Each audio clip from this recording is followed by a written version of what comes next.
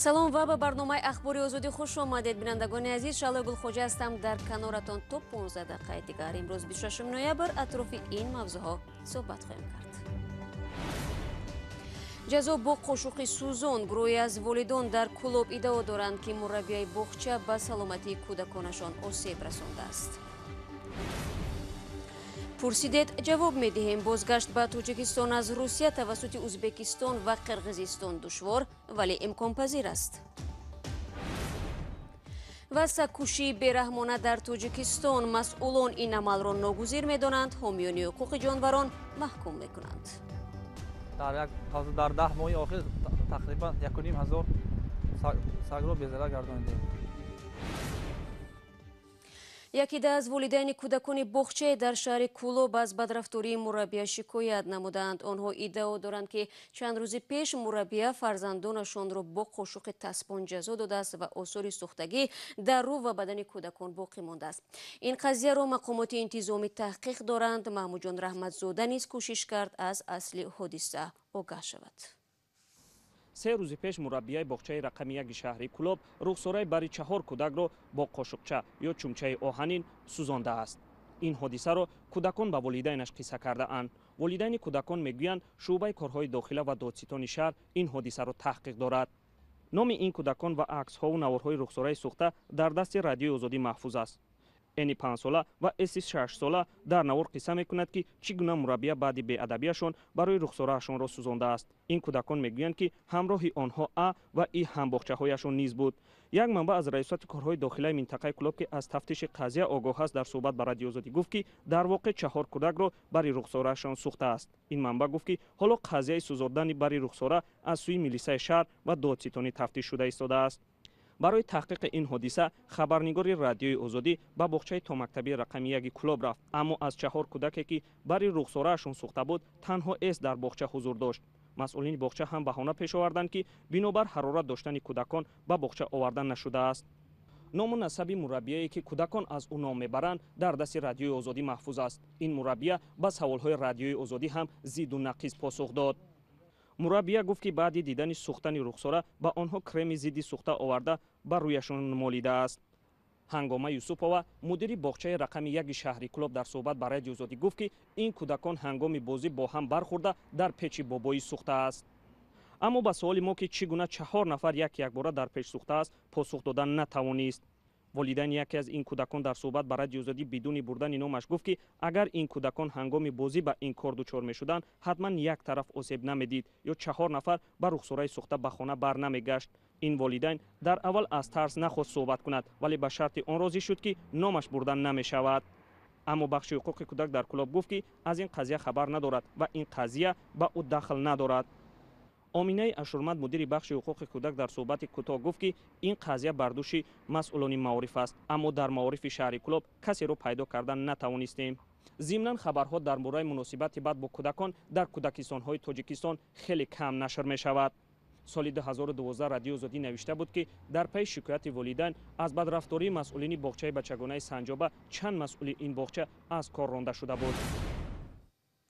ширкати ҳавоии Fly Dubai парвози доимиашро ба Тоҷикистон кам кардааст. минбаъд ҳавопаймои ин ширкат ҳафтаи 1 маротиба бо хатсари Дубай-Душанбе ва баръакс парвоз анҷом медиҳад. чунин тасмим, ки муваққатист, аз ҷониби Институтии мубориза бо COVID-19 дар Тоҷикистон ба хотири ҷилавгирӣ аз авҷи дубораи ин беморӣ гирифта шудааст. раҳбари оҷонсии авиатсияи шаҳрвандии Тоҷикистон мегӯяд, ҳоло гуфтушунид бар сари барқарор намудани парвозҳои доимӣ бо Чину Тошканд ва Русия идома дорад. дар ҳамин ҳол муҳоҷирони кори тоҷик бинобар гаронии нархи билети ҳавопаймо ба Тоҷикистон тавассути шаҳрҳои Узбекистон ва ё Қирғизистон худро ба ватан мерасонанд. нархи билети Somon Air, ягона ширкате, ки аз Русия бо парвозҳои чартерии мусофиронро ба Тоҷикистон меорад, дар масири Москав-Душанбе 37200 рубл ва ё 395 евро аст, ки онро хеле гарон мегӯянд муҳоҷирон. ҳамкорам Абдулло Ашуров ба таҳқиқи ин мавзӯъ машғул буд. ҳоло ба ӯру меорам. Абдулло салом. хуб, имрӯзҳо аз бинандагон саволҳои зиёде мегирем, ки оё онҳо метавонанд аз Русия тавассути ҳавопаймо ба Узбекистон ва аз он ҷо ба Тоҷикистон бираванд? бале шаҳло метавонанд. дар раёсати иттилоот ва матбуоти вазорати корҳои хориҷӣ гуфтанд, шаҳрванди Тоҷикистон агар тариқи کشور سوم به ازبکستان توسط نقلیات هوایی آید، با نظرداشت طلبات ضد عفونی این کشور می تواند به آنجا وارد شود و از آنجا خود را به مرز تاجیکستان رساند.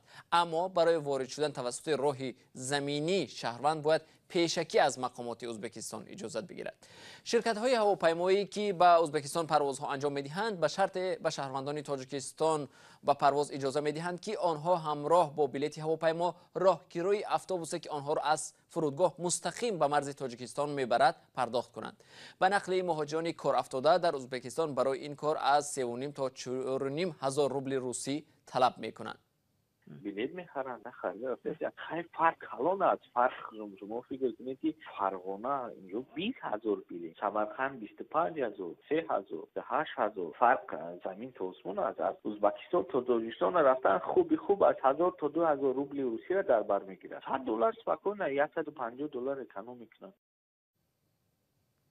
اکثریت تاجیکانی که همزمان شهروندی روسیه و تاجیکستان را دارند عموما به شهرهای قرقیزستان بیشتر به شهر آس پرواز میکنند و از آنجا با راه زمینی به خوجند میروند. شرکت های کراکش از تاجیکستان بر عوض 150-200 سامانی آمادند مسافران را از شهر آش قرقیزستان به خوجند بیارند. عبدالله ببین، در حالی که یک قسمتی مهاجران روی ارزان رسیدن به تاجیکستان رو میجویند، گروهی دیگر راهی رو میجویند که چگونه از تاجیکستان به روسیه بروند. در این باره چی گفتن میتوانید؟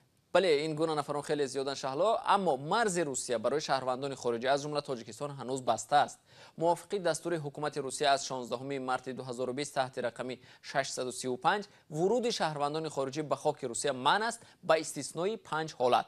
یعنی داوطلب سفر باید VNG داشته باشد، یا همسر و فرزند و یا پدر و مادر شهروند روسیه داشته باشد، شرکتداری برنامه دولتی پرسلینیا باشد، برای طبابت به روسیه برود و یا پرستاری یگان خویشی نزدیک بیمارش در روسیه باشد. کریم جان یاروف حامی حقوق میگوید یک مسیر ورود به روسیه حالا بیلاروس شده است و یک قسمی از تاجیکان از این راه تلاش میکنند به روسیه آیند، ولی به گفته او این راه غیر قانونی است و مقامات روس شخص را میتوانند با گناه عبور غیر قانونی مرز به جوابگری جنایی کشند. سپاس عبدالله عزیز برای صحبت مفصل. و بینندگان عزیز، شرط و شرایط سفر به روسیه و یا برعکس بازگشتن به تاجیکستان را شما میتوانید در وبسایت رادیو آزادی زیر نشانی www.azadi.org بخوانید.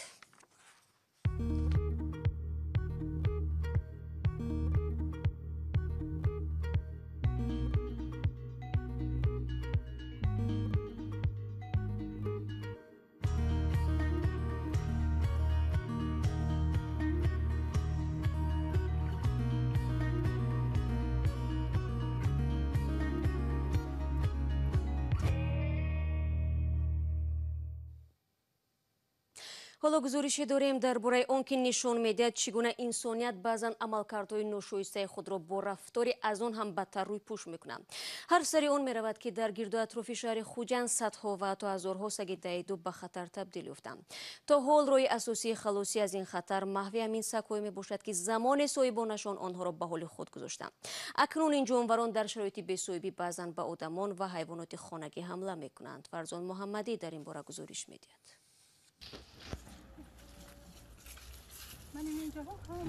زیبونیسا عبدالقادر و ساکنی محله 18 شهر خوجند بیشتر از 30 سال است که در کنار خانه بلندآشانه‌اش باغچه خرد را ساخته در آن حیوانات خرد خانگی پرورش می‌کند. وی می‌خواست حالا وقتی بیکاری و در نفقه بودنش با این راه به خود درآمد هم پیدا کند، ولی سگ‌های بی‌صاحب و درنده مانع کار او شدند. نبیرم عروسی اومده یک تا خرگوش گرفتگی بود. همون خرگوش ما زیاد کرد تو 70 تا برآورد. همین یک روز کوچک اومد سگ اومدگیش این نبود. 28 تا 30 تا کنده لخ کرد. با فرا رسیدن سردی‌ها به گفته ساکنان افزایش این نوع حیوان‌ها بیشتر در کناره‌های شهر خوجند به نظر می‌رسد، زیرا به گمان آنها سگ‌های بی‌صاحب از نواحی اطراف یا از دشت و تپه‌ها برای جستجوی غذا به نزد خانه آنها می‌آیند. گوشت میمونه کوچم میرد نمیشه اونجا خام میرد میگرد میگزن یا حمله میکنه یا میتاسونه یک گوده گیرم میکنه دلش میقپه دیگه چیزی نشده با بنزین بلند کنه.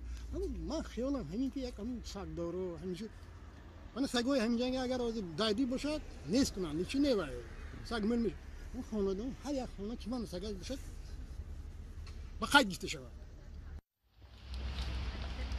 بنا به اطلاع طبیبان مرکز سلامتی رقم 1 در شهر خوجند که بیشتری سگ‌گزیده ها اینجا مراجعت میکنند، سال جاری نزدیک 500 مورد زخمینشوی ساکنان از حساب گزیدن سگ‌ها قید شده است. همون وقتی که آدم سالم را آن سگ دایدو میگذد، آنها به بیماری معالجه نشونده یعنی بیماری هاری دچار شدنشان ممکن. مسئولان اداره بهداشتی در فصل سرما تحت نظارت قرار دادن همه سگ‌های کوچگی را یک کار بیرون از امکان می‌دانند و در سال گذشته در پی مراجعت ساکنان از سوی کمیسیون ویژه در شهر خوجند زیاده از 700 سگ دایدو نابود کرده شده بود. امسال برای پیشگیری بیماری هاری حدود 400 عدد سگ‌های به قید گرفته شده را امگذرانی کردند، ولی شمار زیادی سگ‌های بی‌صاحب را با یکجایگی مقامات انتظامی محو نمودند. در یک ماه ما حساب میانه در یک ماه 140-150 دانه سگ را بی‌ضرر میگردانیم. در 10 ماه آخر تقریبا 1500 سگ را بی‌ضرر گردانیدیم. ولی نه همه ساکنان جانبدار نابود کردن این نوع جانور که بعضا دوست آدمیزاد هم مینامند هستند. حتی اگر بیمار و بی‌صاحب باشد هم و محو کردن سگ‌های دایدو را از نگاه طبیعت انسانی کار درست نمی‌حسابند. رحم میاد این سگ‌ها که والله هم خیلی حالت دوچار شدگی مثلا خوراک نمیرسد و خنوق یگان جای پشت و پناه نداره مونده یگان که جان اسکی مکان اسکی شتو همونهای گیردو وای کنن نگاهی بین کنن. شهرداری خوجند نیز بارها از عزم ساختن یک پناهگاه برای نگاهبین سگ‌های دایدو در شهر را خبر داده بود، ولی مسئولان نظارتی این حیوان‌ها میگویند حالا این کار با خروج پاندمی کووید 19 در نقشه نیست. فرزا محمدی، رادیو آزادی، شهر خوجند.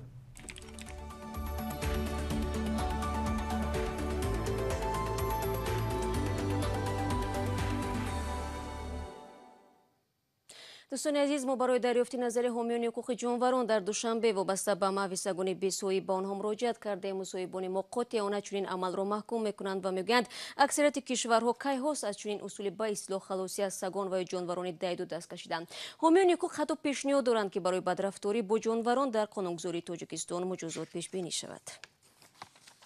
دیروز دیگو مارادونا استورای فوتبال در 60 سالگی از سکته قلبی درگذشت. مرگ این فوتبالبازی معروف جهانیان را در سوگ نشاند و طوری از صحبتی سری راهی افسانه اکابرشان معلوم می شود. مارادونا در تاجیکستان نیز مخلصان خود را دارد.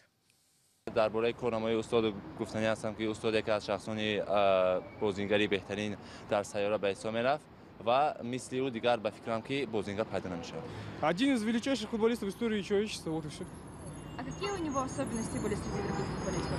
Ну, техника. Техника, как он относился с мячом, да, вот имеете в виду? Вот это и есть техника, вот у него, конечно, была такая техника вне, ну, на высоком уровне у него была техника, в общем, вкратце говоря, вот. Футболбоз бехтарин дунё буда. Марадона.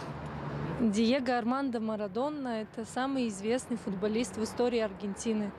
Он занял первое место среди опроса по версии FIFA среди всех болельщиков как самый лучший футболист 20-го столетия.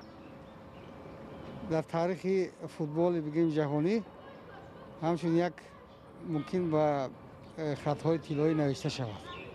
برای چی؟ برای که بسیار مرد بزرگ بود. خدا رحمتش کنه. Жалко мужика. Хороший мужик был. بینندگان عزیز، با همین میرسیم به پایان برنامه امروز. اخبار از این بیشتر چونه میشه در سامانه رادیو آزادی زیر نشانی www.azadi.org میتوانید بخونید. فراموش نکنید فردا باز شما را با خبرهای تازه منتظر خواهم بود. خدا را حفظ کنید و خدا نگهداری هر یک شما.